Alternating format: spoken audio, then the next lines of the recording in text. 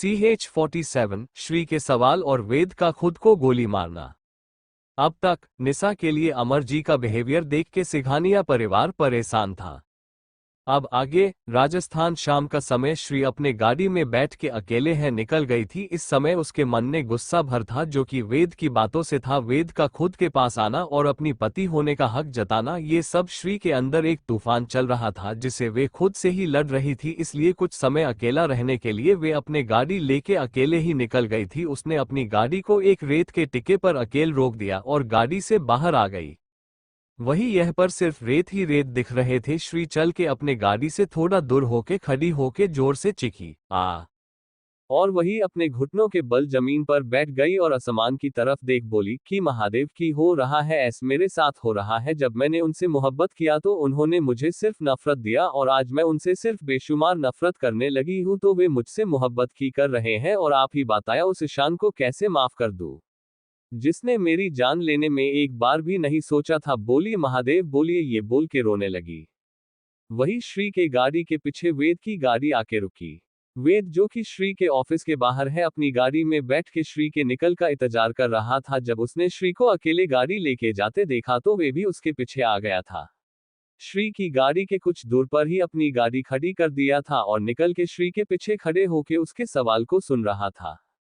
वेद ने श्री के पीछे खड़े होके ही उसके सवालों के जवाब देते हुए बोला, मैं नफरत तुमसे कभी नहीं किया चेरी, मैंने हमेशा से तुमसे मोहब्बत किया है पर मैंने एक गलती कर दी, अपनी मोहब्बत पर विश्वास नहीं किया और अगर मैंने विश्वास किया होता तो शायद आज हम इस मोड़ पर नहीं खड़े होते और यही ने सबसे बड़ा गुनाह कर दिया है। वही श्री जो कि महादेव से सवाल कर रही थी, उसने जब वेद की आवाज सुन तो वे चौंक गई। फिर खुद को संभाल के खड़ी हुई और पीछे पलटी और बिना किसी भाव के वेद को देखते हुए बोली, अच्छा तो आपने मुझसे कभी भी नफरत नहीं की है, आपने मुझसे मोहब्बत किया है पर मुझे तो नहीं लगता कि आपने कभी भी मुझसे प्यार किया है। क्या प्यार किया है कि अपने प्यार पर गोली चलाने के लिए एक बार भी नहीं सोचा है ना, यही प्यार है आपका? ये बोल के चीख उठी। वही वेद जो कि श्री के सवाल से उसके आंखों से एक आंसू की बूंद उसकी आंखों से छलक गई।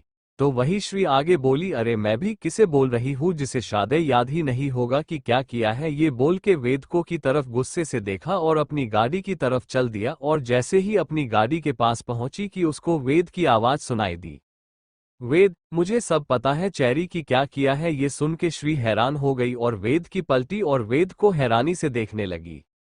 वही श्री को हैरान देख के वेद ने अपनी आंखों ने आंसू लिए एक छोटी सी मुस्कान के साथ आगे बोला, यही ना कि मैंने अपने इन्हीं हाथ से तुम पर गोली चलाई थी और तुम पर विश्वास नहीं किया, उस निशा पर विश्वास किया। और यही नहीं, मैंने मुझे कितना दर्द दिया, कितना जलील किया, पर मैं ये भूल गया था कि इस लड़की को दर्द दे रहा हूँ, जिसको जलील कर रहा हूँ उससे मैंने बचपन से ही प्यार किया है। मैंने जो देखा उसी पर विश्वास किया, ना कि तुमसे ये पूछा कि तुम्हारी गलती है कि नहीं। सब उस निशा ने जो हमें दिखाया हमने उसी पर विश्वास किया। मैं तुम्हारा गुनहगार हूँ पर यह भी सच है मैं सिर्फ आपसे मोहब्बत किया है।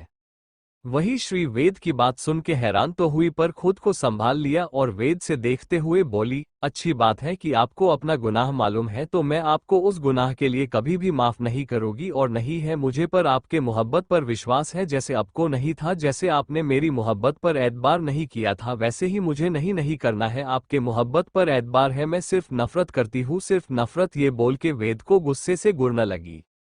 वही वेद श्री की बात पर हल्के से मुस्कान के साथ बोला, मुझे पता है कि तुम्हें मोहब्बत पर एतबार नहीं है तो क्या हुआ, मैं अपने मोहब्बत पर एतबार करने तुमको विश्वास दिलाऊंगा कि मैंने सिर्फ तुमसे मोहब्बत किया है और इसके लिए मुझे खुद की जान की बाजी की ना लगनी पड़े। ये बोलते हुए वेद ने अपने पास से गन निकल लिया। वही वेद के हाथ में गन देख के श्री बिना किसी भाव के बोली, आप क्या करने की कोशिश कर रहे हैं ये मुझे नहीं पता पर मुझे को ड्रामा देखने का कोई मूड नहीं है। ये बोल के मुड़ गई और वही वेद श्री की बात सुनकर हल्के से मुस्कुरा दिया। वही श्री ने जैसे ही अपनी गाड़ी का ग्रेट खोल के लिए अपने हाथ बताए कि उसको गोली चलने की आवाज सुनाई दी और जिसे सुन के श्री का दिल की धड़कन मानो रुक सी गई। श्री अपने धड़कते दिल के साथ पीछे पलटी तो उसके होश उड़ गए कि वेद ने खुद के सीने में गोली चला दिया था पर उसके फेस पर कोई दर्द के भाव नहीं थे, बल्कि वे तो श्री को मुस्कुराहट के साथ देख रहा था कि तभी उसके मुंह से खून आने लगा और वेद के पैर लटकाने लगे। वेद जैसे ही गिरने को हुआ कि श्री जल्दी से आके वेद को थाम लिया और वेद पर गुस्सा करते हुए बोली, क्या किया आपने, और आपको क्या लगता है कि आपके ये सब करने से आप मेरे दिल में आपने लिए मोहब्बत करने पर मजबूर कर देंगे? तो आप गलत सोचते हैं मिस्टर वेद सूर्यवंशी, समझे आप। ये बोल के श्री की आंखों से आंसू बहने लगे। वहीं उसकी बात पर वेद श्री के फेस को अपने एक हाथ से छूते हुए बोला, मैं सब तुमको इतना बताना चाहता हूँ कि मैं सिर्फ तुमसे मोहब्बत किया है, और अगर उस मोहब्बत पर विश्वास करने के लिए मुझे मरना भी मंजूर है। वैसे भी मैंने भी को तुमको मौत के मुंह में अपने इन हाथ से भेजा था, और इस दिल में तुमसे मोहब्बत तो किया पर भरोसा नहीं किया, तो इसकी सजा तो इसको मिलनी चाहिए। पर हो सके तो अपने वेदू को माफ कर देना। अगर मर गया तो मुझे ये तो खुशी रह गई कि मेरी मोहब्बत ने मुझे माफ कर दिया है। ये बोल के श्री के आगे अपने दोनों हाथ जोड़ कर लिया। वही श्री जो कि वेद को ऐसे देख के उसके अंदर कुछ टूट रहा, और उसके मन में एक डर ने घर कर लिया कि अगर वेद को कुछ हो गया तो उसने चाहे कितनी नफरत की ना किया हो, पर यह भी सच है कि इसी ईशान से उसने अपनी जान से ज्यादा मोहब्बत किया है।